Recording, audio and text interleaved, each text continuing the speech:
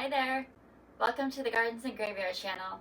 My name is Charisma, and today we're meeting in the studio and we're going to start some seeds.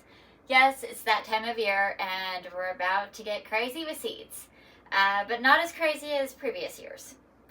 Today I just want to start these two little windowsill seedling trays. So they're these really narrow trays that fit right on my windowsill. I'll show in the camera or not, but it sits right on your windowsill, and it even has a little dome to create that greenhouse effect. And in these trays, we're going to start here in the studio, just natural sunlight, no extra special equipment. We did okay with them last year. They got really tall and leggy, so this year I just want to get them started, and then I'm going to put them either under lights or maybe just right out in the greenhouse, depending on what seeds I'll end up in them. But my thought is I have several seed varieties that I want to grow in abundance this year. Like, I'm going to grow multiple zinnias, and I need 100 zinnia plants. I'm going to grow multiple different snapdragons, and I need over 200 snapdragon plants. I want to grow calendula and marigolds, both well over 100 each. So I'm going to need my seed trays, like the full-size ones, for those plants. And so I thought that I could use these ones, where each one of these has 10 little things. So I have 40 little pockets to put seeds in. And I have a bunch of like little random seeds that I want to grow in like small pockets. So just like 4 celosia and 4 amaranth, love lies bleeding, and just a few wildflowers that I want to put in a couple areas in the garden. So not big, huge drifts of them. So while I will plant more than 4 celosia, I want to end up with 4 plants. So I'll probably plant 6 celosia to make sure that I have as many as I need. But I don't need to like overseed. I don't need to go super crazy. Last year, I really had a hard time finding enough places to put all the plants that I grew from seed because I got so excited about growing seeds. So this year I'm going to be a little bit careful about that, and but it does need to get started. So today I'm going to go through my seeds. I have all of my seeds in this 3-ring binder in baseball card sleeves, and we went through this a couple, maybe like a week ago. And today I'm just going to pick out the ones that I don't want big giant drifts of, that I can start now. And then we'll go through all this. I need to just get this off of my table here. So we have Summer Sherbert Celosia from Floret. We have Limonada Celosia from Floret. These are her new seed packets. Aren't they beautiful? I have Amaranth Love Lies Bleeding here, but this is just a generic photo on there, from Territorial Seeds. I have some Magic Lime Feverfew that I want to grow. Some Sunball Crespidia that I want to grow. Blue Glitter, I never say that word right. Eryngium. So Johnny seeds and the old Floret seed packets don't have good pictures, so I'm not really showing you those, but I will pop pictures up on the screen. And then I have some Globe Amaranth that I want to grow. We have Pink Flamingo Amaranth. That was really fun to grow last year. And Honeywort, which I absolutely love and I want to grow more of. These guys I'm going to wait until March. And then these are Snapdragons, which we're not going to do today. These are pincushion flowers, which I don't need. Maybe we can do the Gomphrena. This one is Audrey White. These are Calendula and Marigold, so we'll do those in trays later. And the poppies, I do need to pop into my refrigerator, so I'm glad I saw those. I need to put these in the fridge for some cold stratification. Let's see. Got a couple of different ones. Maybe I'll just take this.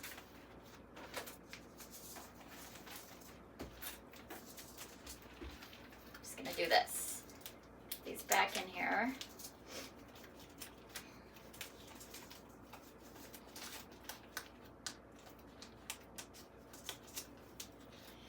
I'll just take this sleeve out because it's all poppies, and I'll pop that in my refrigerator. Okay, then these are all zinnias, which we're going to do in a separate tray, and then I don't think anything else. I do have lupin, but I'm going to put that in a different situation. Okay, so that is it. Now we can set this to the side. Get it off the table here. Alright, so then I do have my vermiculite, which I'll be using at the end of the project, so I'm just going to set this to the side. Okay. I have my list and labels and a garden pen. I have my seed starter mix. This is going to go in my fridge. Okay. Alright, so then let's see what we have here. So, the Gomphrena, we don't have very many. What I'm going to do is the ones that I like really, really want to make sure I have. We're going to put those over there, and okay. So, I think I can split my Love Lies Bleeding with this right here, because I'm not going to need very many. The Amaranth and the Celosia, I don't want very many of those, so we'll just put these in these 10. And then I've got Feverfew, Honeywort, and these are both going to go in my medicine garden, so let's see what else will go in the medicine garden. Maybe my Cresspedia, there's not very many. So I could split that tray like that. And then I can split these between these. Perfect. All right, I think that's gonna work out just fine. Next thing I want to do is make my labels ahead of time, because I hate having my hands all messy and needing to stop and make my labels. So I have a few labels that I'll be reusing that had some zinnias, some cabbage, whatever. I'm just going to flip them over onto the back side. And I'm pretty sure that my tops will fit over them. Oops. Let's see.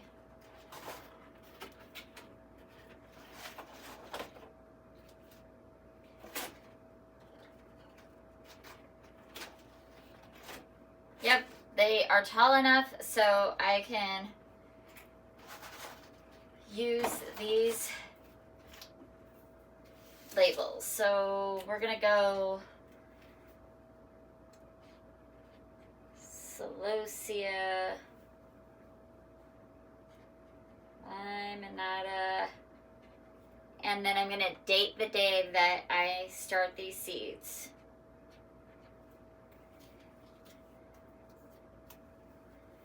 This is Celosia.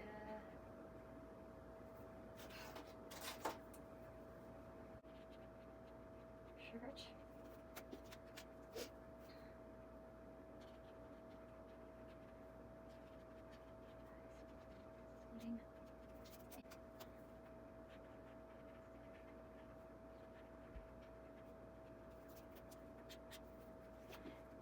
Okay, we have peer review.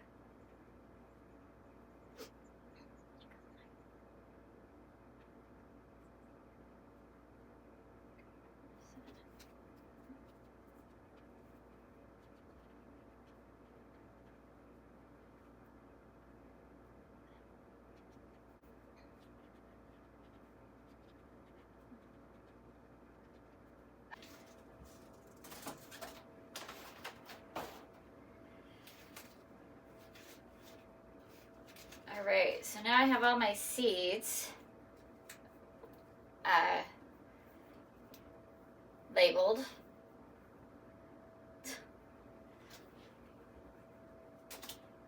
And I don't need this now, so we'll set it over here. And we are just gonna go into doing it. So I want to moisten my seed starter mix. So I'm gonna put it in this bowl and put some water.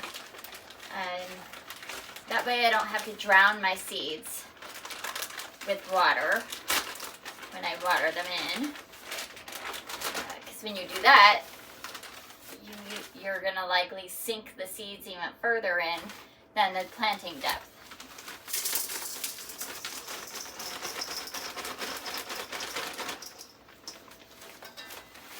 And you don't really want to do that.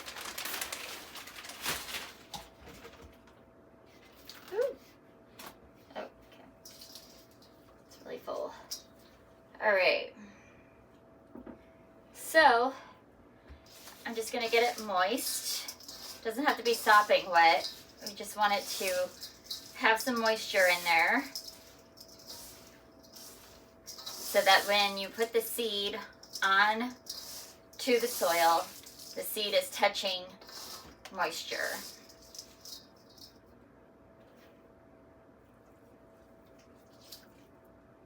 And I don't make my own seed starting mix because I don't want to have to worry about sterilizing it myself. So I buy it bagged, and I open up a new bag every seed starting season, sometimes more than one. And always have good success that way. I don't have to worry about it being the wrong ratio, that it's too thick and they don't germinate, or it's too raw and they burn.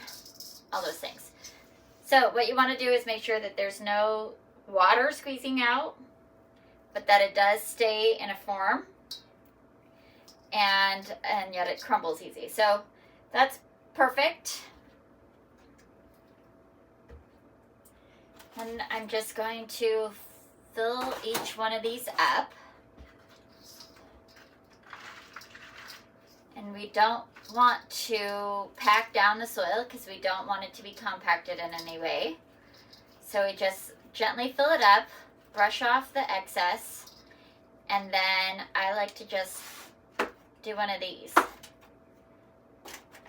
And that ensures that there's not going to be any air pockets without pressing down on the soil. So we just gently fill it up. We brush it off so that we see every one of the cells. And then just give it a little tap. And we'll do the same thing with these.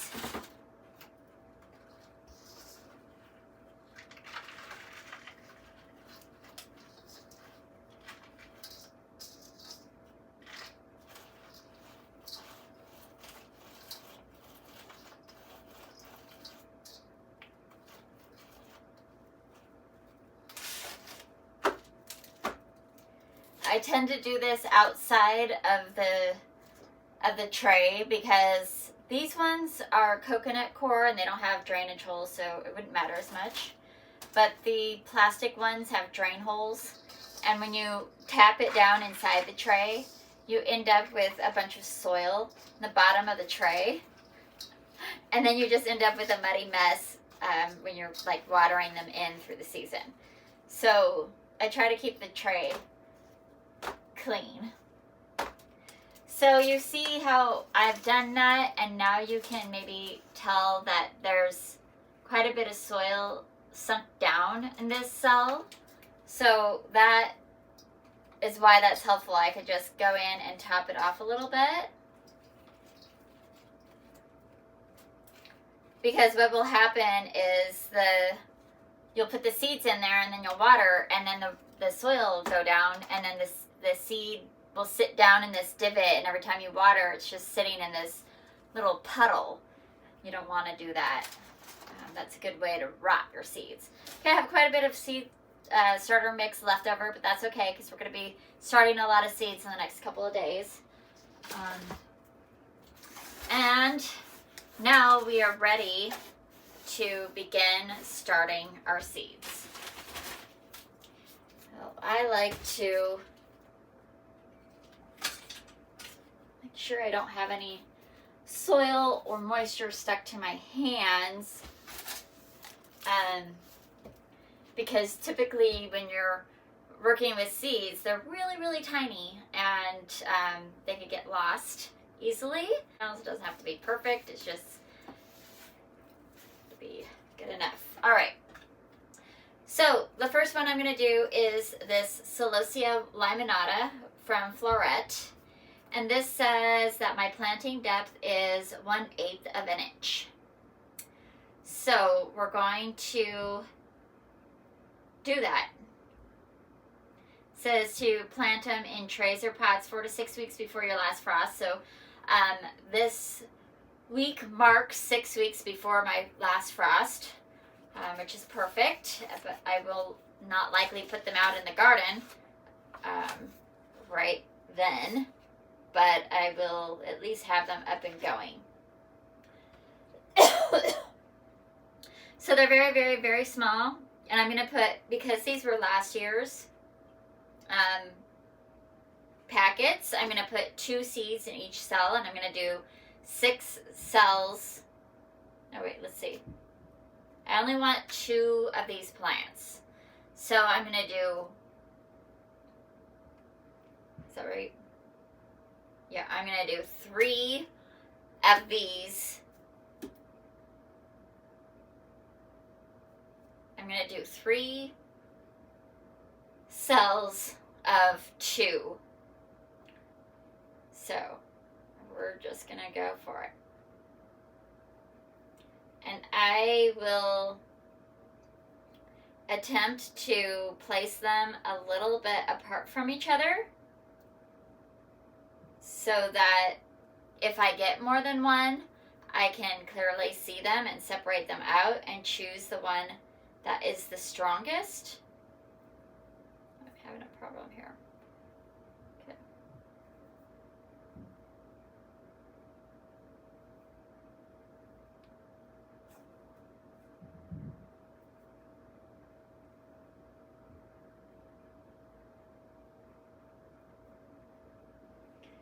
And it turns out that I only have 4 left, so I'm just gonna pop a couple more in those cells. There's no reason to hang on to 4. All right, so then I want to make sure I label it with the right one.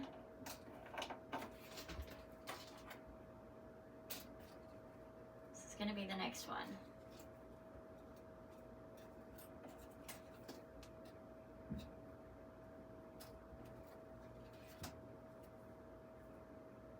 Okay. So what I'm going to do, because I did 3 this way, I'm going to put it in like this, so I know it's these 3, and then we'll do the Celosia Sherbert, and it's the same, so I'm going to do these 3 cells right there.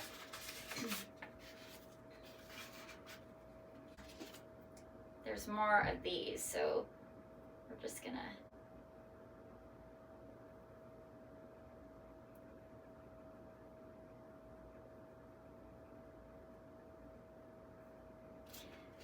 so I do have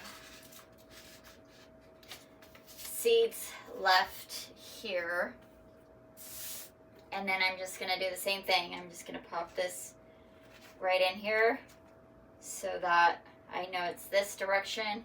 And then we're going to do the Love Lies Bleeding, which is these. And I'm going to put it over here. And it's going to be for these 4 cells.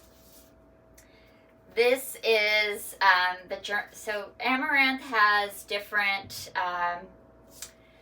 germination codes, and this one falls in 1 or 4 for me, and that means that the germination will occur in temperatures between 70 and 85 degrees within 6 to 15 days, and it does say that it's best sown outdoors when the soil gets up to 55 degrees.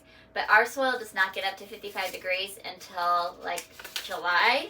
So I like to start some indoors and then have some on hand to start outdoors if it doesn't work out.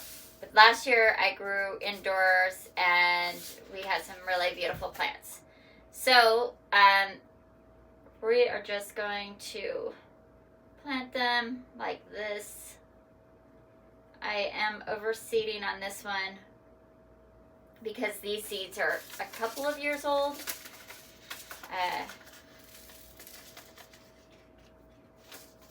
And I'll save the rest of these for this year's garden outside if I need to sow them outside. But then I will be tossing the rest of them because they won't be good another year. I heavily seeded these. And let's make sure that I am putting them at the depth they want. It says cover lightly. And these ones are 1/8 of an inch. So I'm just going to take a little bit of our seed starter mix and I'm just going to sprinkle it on top here. Some amaranth, it says to not cover with soil. So pay attention to which variety you buy because it's going to depend on the variety. Okay.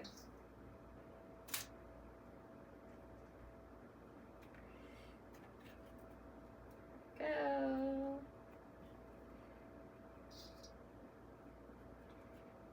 All right. And in addition to that, I'll be putting vermiculite on it. So that isn't always even necessary because the vermiculite can be that 1/8 of an inch to barely covered. All right, so then we have the Sunball Craspedia. This is a really fun little flower to have, and we grew them last year, but I grew so many plants around it, it didn't have a chance to really flourish. So this year I'm gonna put it, in a little bit more sun. Okay, so cover seed lightly with vermiculite. So I don't even need to cover it. 12 inches apart. Well, let's do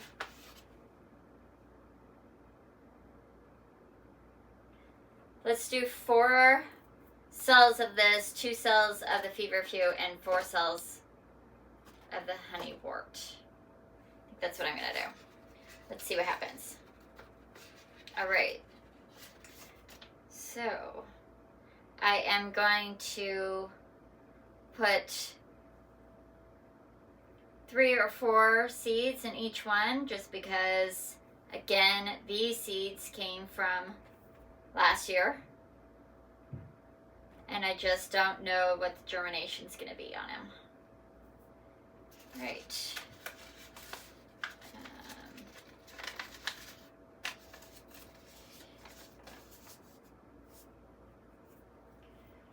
And the feverfew. So the old packets of florets don't really give a good indication of what depth to plant the seeds, which I love about the new packets. It gives a lot more planting information, so very grateful for that.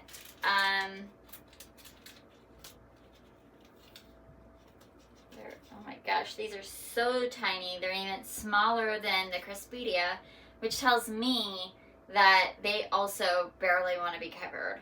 Sometimes you can tell the depth of coverage just by the size of the seed.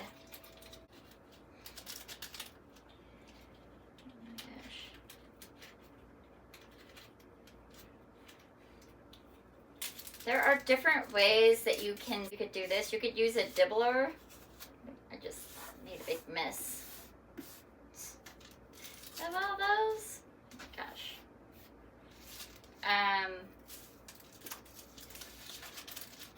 You can use what's called a dibbler to help you like pick each little seed. And if you were doing this for production, that would probably be a really good idea. Let's not get these confused. I need to put the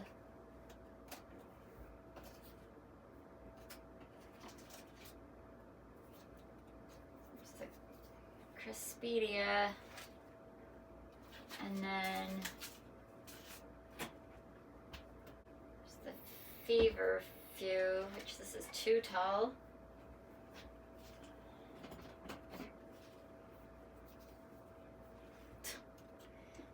Gonna cut it down there. And Honeywort. This is gonna be too tall too, so okay.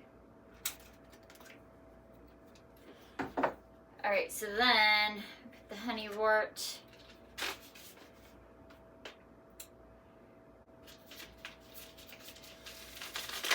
Alright, so the Honeywort is very forgiving. And they're really good sized seeds. So I'm going to put 2 in each cell, and then I'm just going to press them down into the soil a little bit. Since I don't have a guideline to how deep they want to be.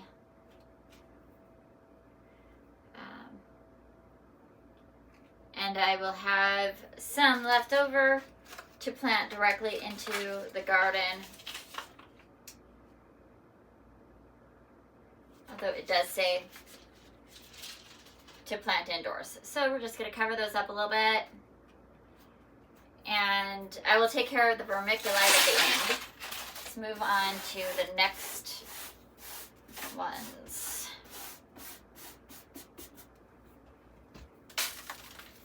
So we've got blue glitter, which these are a really fun sea holly type plant.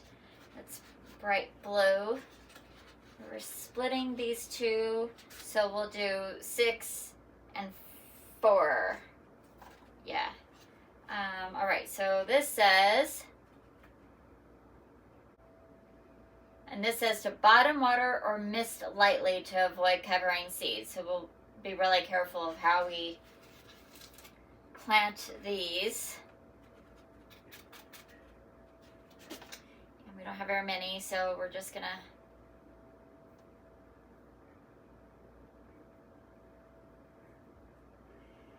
carefully put them in here.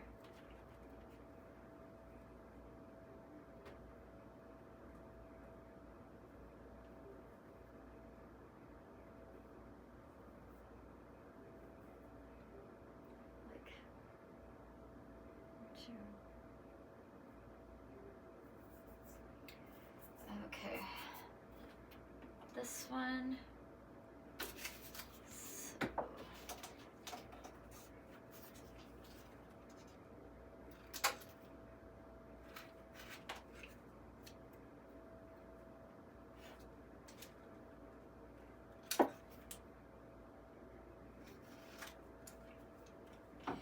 And this is the Gomphrena Audrey Wright. And this says to cover about 1/8 of an inch, so I think the vermiculite will be just fine for those. And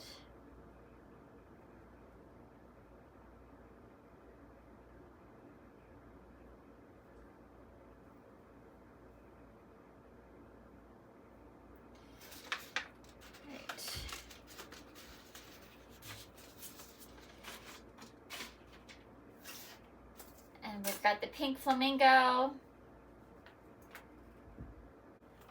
This one is from Roar Seeds. And they were such a fun little plant. There's tons of them. They're very small. So we're just gonna kind of spread them around. I didn't have really good germination with them last year, so I'm just gonna be generous in each cell. But I really did like the plants, so I'm gonna do 6 of these cells.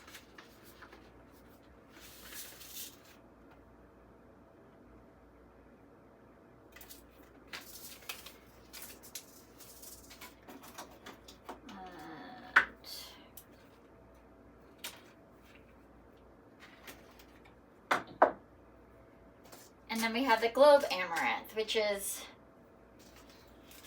really similar to the Gomphrena.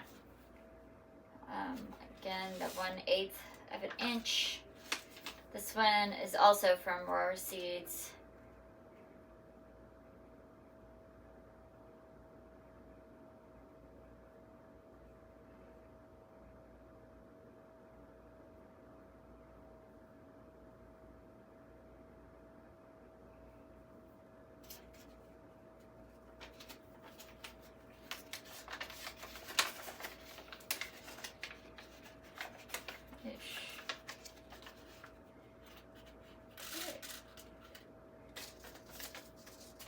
I ran out of the same tags, but I had these little guys, so that'll be just fine. Alright, so then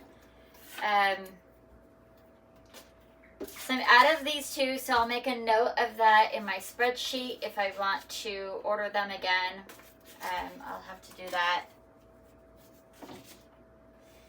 And then I'm going to actually water them in before I put the vermiculite on. So I just have a regular water bottle, and then I buy these fun little caps that have a sprinkler on them. And they just screw right onto the water bottle. And they're just a really nice gentle mist.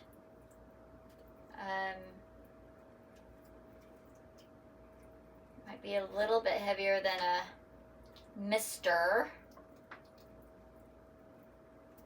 But they do they do a good job.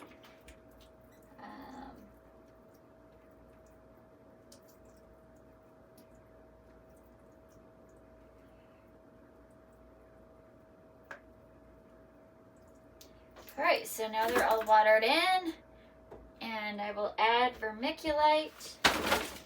This is another option if you want it to. This one's not filled, but it's another option to use opposed to one of these. And you just pump it like this and then spray, and it just has a really fine mist, which works great too. I prefer this one in this setting because the sprayer, even when I make it as narrow as I can, it still kind of goes everywhere, and it's not ideal in here. I prefer it out like in my greenhouse.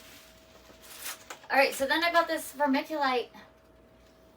It's compressed, which kind of drives me crazy. I wasn't expecting that because it's super fluffy. And now that it's open, I gotta find somewhere to store it.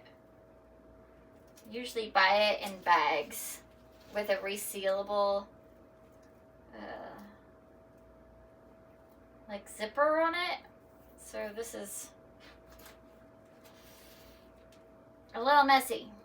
It's fine. I can live with it.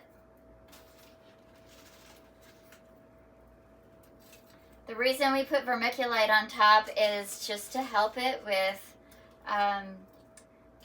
growing any kind of bacteria or mold, which my plants in the house and in the landscape are very prone to doing. And when that happens, you can get what's called dampening off. and it basically looks like somebody came and pinched the stems of your seedling and it kills the plant. So since I started using vermiculite on the tops of my seedlings, I no longer experience dampening off, which is so great. All right, so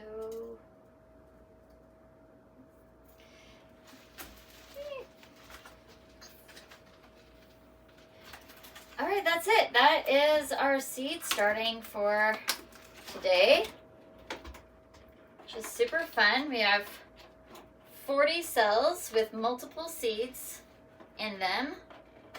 Let's go with that way. So well over 40 plants. And oops. Okay. It's kind of like, all right. And there's, I mean, well over 40 plants, and it just fits right on my windowsill, which is just amazing because it's just like it's a no-brainer. Why wouldn't I just start seeds? 40 plants. And what do we have? 1, 2, 3, 4, 5, 6, 7, 8, 9 different varieties, 9 different kinds of flowers that'll come up in the spring and summer, and we'll get to enjoy them, and many of them self-seed. The amaranth self-seeds, the honeywort and the feverfew self-seed. So once I get them in a landscape area that I want to leave them in, especially like I know the feverfew and the honeywort will both be living in their like permanent homes, so they could just reseed right there and just keep coming back, and I won't have to start their seeds again. Unless I want them in a different area in the garden. So that's exciting.